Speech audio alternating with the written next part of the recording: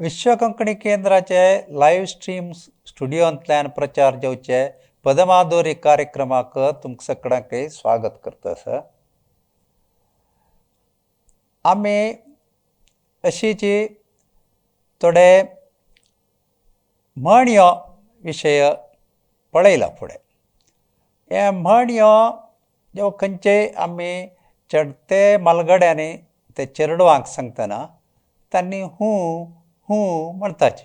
एक गांवांत एक राय आशिल्लो हूं, ताका तीन चेडूं आशिल्लीं हूं. अशें काणी सांगचेक ते एक शैली तेजे स्टायल तांत एक हूं येता. तें हूं म्हणयो वट्ट सेरून हुमण्यो जाल्लें म्हूण अशें एक उत्तर आसा. आतां तीक तीक पानां करंबलाचें रान तीक तीक पान करंबलाचें रान ताजें नांव सांगनी जाल्यार तुका ना मान. ताजें नांव सांगनी जाल्यार तुका ना मान. कितलायक एक प्रस्तावन, ताजे नंतर एक वर्णन, ताजे नंतर एक समारोप, अशी पुराय विभाग हातूं आमकां सम दिसता. तीक तीक रान आनी तीक तीक पान करंबलाचें रान आनी ताजें नांव सांगनी जाल्यार एक कंडिशन थंय घाला, निशेध घाला, तुका ना मान. कसल आसतलें हें? तिकसाणीचें आसता आनी ಸ್ವಲ್ಪ करंबलाचे रुची आसा पुरो. अशें एक आमगेल्या दिननित्यांत आमी उपयोग करचे आल्ल्याचें हें वर्णन. अशी एक हुमण्यांत एक चंदाय, त्या विवरणेंत एक चंदाय आसता.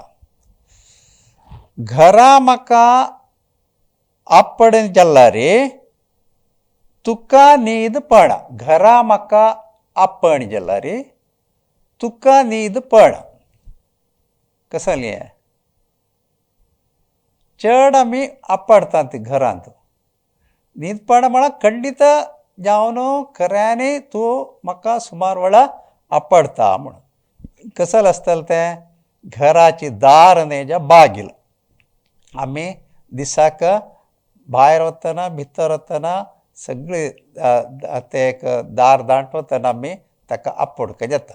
असले एक सुंदर म्हणयो हुमण्यो आमी आयकुयात.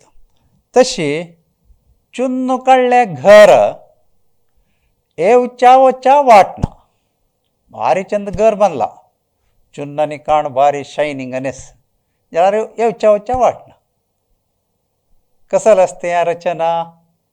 हें तांतीन हेजा आमी मोट्ट म्हणटा न्हू तें एग्ग. अशें असल एक भारी सरळ आनी हाचें उत्तर थोडे फावटी आमकां ಸ್ವಲ್ಪ चड आलोचन करपाक पडटा. आनी आमी पळोवचें आसल्यार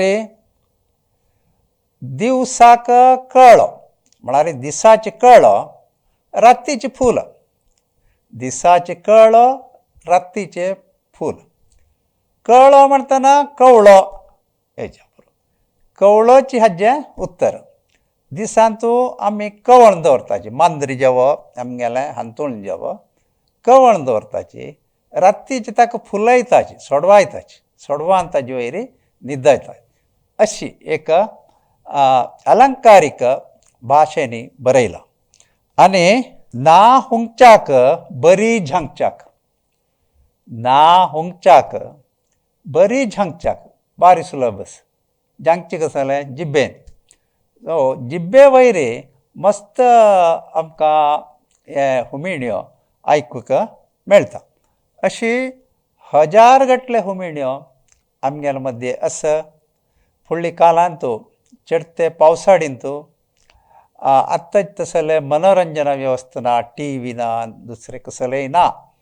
आनी हळ्ळी लोकांक एंटरटेनमेंट म्हळ्यार मनोरंजन तांगेलें टायम पास करूंक वेळ काडच्याक तांकां एक मेळचे एकू एक अवकाश म्हळ्यार तें म्हणयो आनी हुमिण आज आमगेले मनशाल संस्कृती दाखून हें दूर गेलां आनी इतकी पुण्यानी आतां असले आमी वट्ट करून एक बुकाच्या रुपार हाडला रे आनी मुखारचे आमगेले पिळगेचे नवे चेडवांक हे वाजूंक मेळटलें आनी तांणी हातूंत संतोश घेवची म्हण ताची आयचे म्हगेले पदमाधुरी कार्यक्रम हांगाक मुक्ताय करता.